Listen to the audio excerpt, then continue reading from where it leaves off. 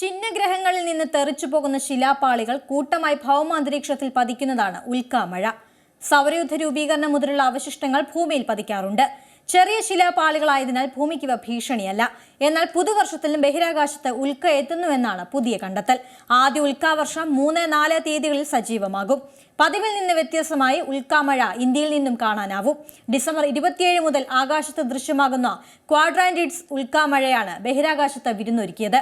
അതിശക്തമായ ജ്വാല ഭൂമിയിൽ നിന്ന് വ്യക്തമായി കാണാമെന്നതും പ്രത്യേകതയാണ്.